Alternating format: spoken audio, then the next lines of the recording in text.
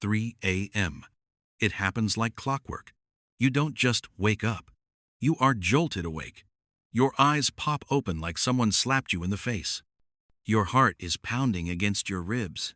Boom, boom, boom. Your mind starts racing with worried thoughts about your job, your bills, or that embarrassing thing you said 5 years ago. You look at the clock. 3 a.m. Again. You tell yourself, I just need to pee. Or, maybe I am just stressed. Wrong. You are not stressed. You are under a biological attack. What if I told you that your body just pulled the emergency brake because it thought you were dying?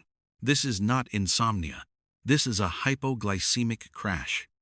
And the criminal who cut the brakes is sitting in your kitchen right now. Let's rewind to 8 p.m.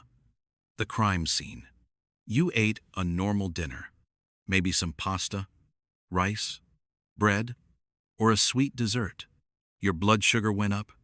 Beautiful. You felt happy and sleepy. That's the sugar coma. But your body has a strict manager called insulin.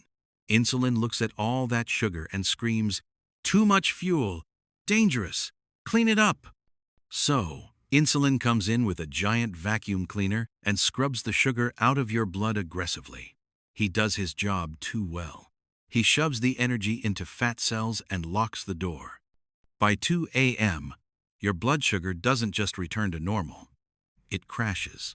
It drops below the safety line. Your brain, the CEO of your body, suddenly realizes the fuel tank is empty. The lights flicker. The system is shutting down. The brain screams, "Mayday! Mayday! We are going down!" Now, your body enters panic mode. It thinks you are starving to death in your sleep. It has one last resort to save your life: the adrenaline shot. Your adrenal glands release a massive surge of adrenaline and cortisol. Why? Because adrenaline kicks the liver to squeeze out some stored sugar to feed the brain. But here is the problem. Adrenaline is the fight or flight hormone. It is designed to make you run from a tiger, not sleep in a bed. That is why you wake up with a racing heart. That is why you feel anxious. That is why you cannot go back to sleep. You are physically lying in bed, but chemically, you are running a marathon. But wait, Dr. Shock, why doesn't this happen to everyone? Here is the deeper truth. It is about your battery. Your liver acts like the battery of your phone. Now listen closely. You might think, I am not fat, so my liver is fine. Wrong. Look at your phone battery. Does it drain fast? That is your liver right now, even if you are skinny. It is called being skinny fat, and it is silent. A fatty liver acts like an old battery. It charges up at dinner, but by 3 a.m., it hits 0%. It cannot store enough fuel, so you crash. And do not think you are safe because you eat healthy. I bet 90% of you are eating a specific, healthy snack that is actually worse than candy. Can you guess what it is? It's fruit salad and wine. Did you have a glass of wine to relax? Alcohol paralyzes your liver battery instantly. Did you have a bowl of fruit? Pure fructose goes straight to the liver and creates more fat. You are literally greasing the slide for your own crash. So, how do we fix this? We need to stabilize the plane. Step 1. No carbohydrates after sunset.